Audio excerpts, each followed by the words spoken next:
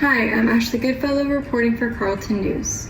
Our special segment tonight focuses on a local community-based organization right here in Ottawa. Immigrant Women's Services Ottawa, IWSO, is located on Argyle Avenue in downtown Ottawa. It's just 10 minutes away from Carleton University. Founded in 1988, this charitable organization was created with the goal of helping immigrant women integrate into our community and actively participates in the elimination of violence against women. IWSO aims to empower women by providing them with the tools to promote safety in cases of intimate partner violence and domestic abuse. Services include crisis intervention, language interpretation and translation, as well as settlement and integration programs. Eligibility includes women who are convention refugees, permanent residents, government-sponsored refugees, and living caregivers. IWSO works hand in hand with Citizen and Immigration Canada, as well as the Ontario Ministry of Children, Community and Social Services.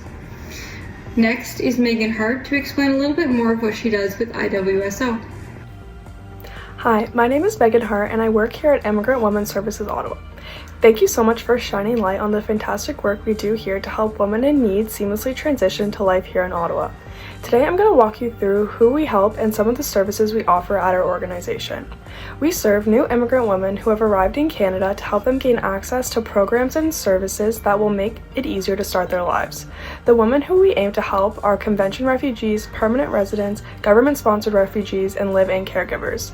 These women are eligible for the services that we offer, which I'll be talking a little bit about today. One of them being our crisis intervention and counseling services. This service provides immigrant women with resources to access counseling, therapy, and support groups for survivors of domestic violence. These are meant to help survivors process what they have been through and learn how to build new and healthy relationships. These services include crisis intervention, short-term therapy, therapeutic counseling, women's support groups, children who witness violence programs, housing and transitional support program information and referrals, and advocacy and legal clinics. Another service we offer is interpretation and translation support. This service helps to remove the language barriers by offering high-quality interpretation services to agencies serving multilingual clients. This includes the spoken language and written interpretation of over 70 languages on-site or by telephone. You can access this service for free if you are a survivor of domestic violence, sexual violence, and/or elder abuse. Next, my coworker Ava is going to explain our services a little bit more. Thank you. Thank you, Megan. Today I will be discussing our settlement and integration services as well as our program's core values and funding. Firstly, our settlement and integration services provide newcomers to Canada with personalized information, guidance, and support services. This is done in the form of one-on-one counseling to help immigrant women access information on different topics including health, housing, education, employment, Canadian law, income tax, child tax benefit, immigration, and social assistance. The settlement counselors help to connect the women to the right information regarding orientation to Ottawa, immigration, permanent residency and sponsorship, language training, education, community programs, income support, as well as additional information regarding successful integration. The languages spoken in these services are English, French, Arabic, Swahili, Kinyarwanda, and Kurundi. I will now move on to discuss the core values of our program. Here at Immigration Women's Services Ontario, we strive to be accountable for all decisions made at all levels of our agency. We are committed to a diverse workforce that ensures our differences are valued and respected. We strive to implement best practices in our services programs and all of our activities. We work to influence public policy as well as share the community and the important role of immigrant women in shaping our society. And lastly, we provide the support to the tools to allow growth and lifelong learning for immigrant women. To conclude, I would like to thank Citizen and Immigration Canada and Ontario's Ministry of Children, Community and Social Services, which continue to fund our program and its services. We're always looking for more volunteers, so if you or any community members you know would like to get involved in our program, you can request to volunteer by emailing volunteer@immigrantwomenservices.com.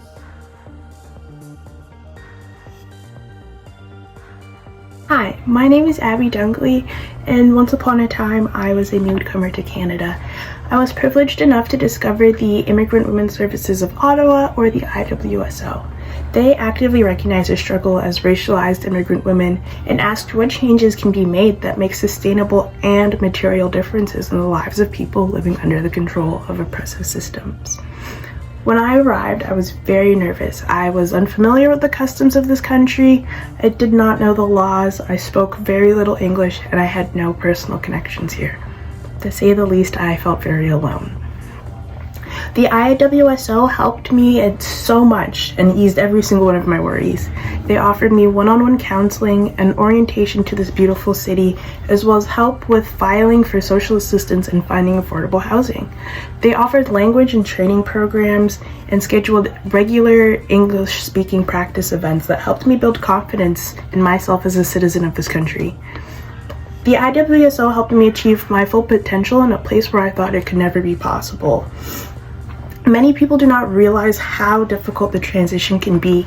Even the most straightforward tasks of filling out government forms can be daunting, especially if you do not speak the language. It's even harder to understand foreign laws with a system that does not empathize with your struggles. The IWSO works to facilitate the sharing of mine and other racialized immigrants' life experiences and knowledge, and I will forever be grateful for them and their staff for recognizing the disadvantage we women face and working actively to uplift our voices and educate others.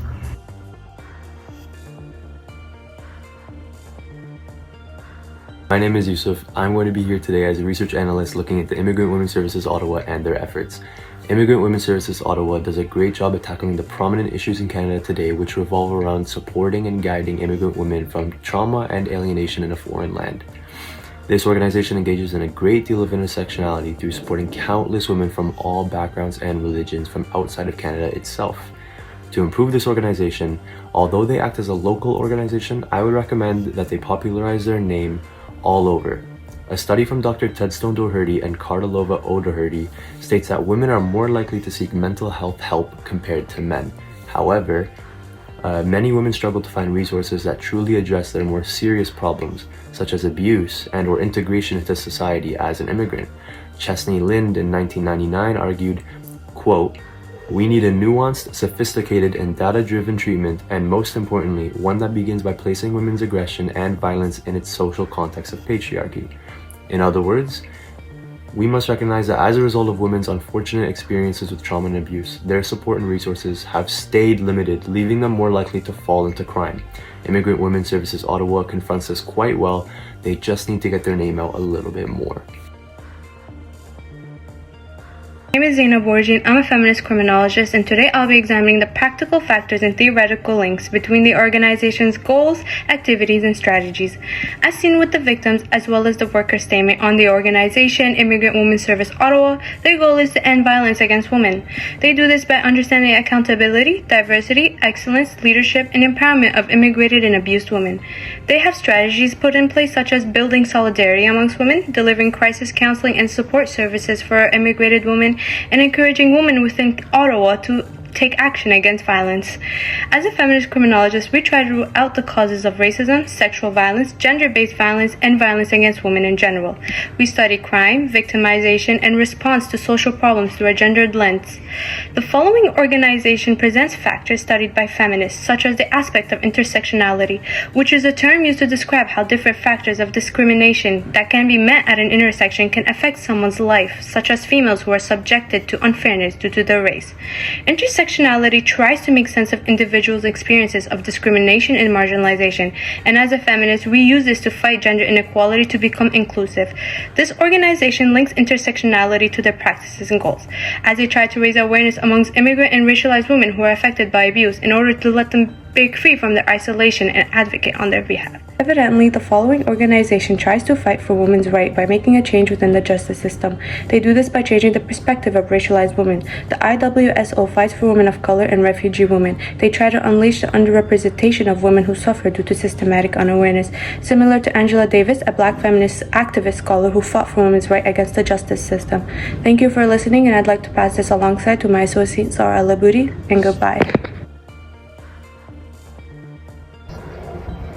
To continue on, the IWSO focuses on offering personal information, counseling, and support services that are carefully crafted to address the varied needs of racialized and immigrant women and their families.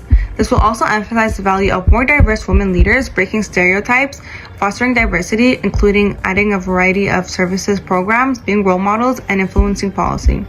The IWSO offers community members the chance to participate in the programming services and activities by volunteering. Over 40 women who are both immigrant and persons of color have signed up for this project. To train, coach, and place participants, IWSO has established over 10 collaborations with other organizations. Additionally, during COVID-19, there was an increase of gender-based violence as this organization's counseling and support increased by 65% compared to pre-COVID era. There were greater demands of support for women who were abused and began using substance abuse. To support the issue, IWSO established a new community engagement project to help reduce gender-based violence. The nature and extent of women and criminalization circulate around the idea that most women commit active violence due to being abused by an intimate partner. Many women who only rely on the justice system to protect them from their intimate partner. However, as seen with the increase of domestic violence support provided by the IWSO, the system has yet failed to support such aids.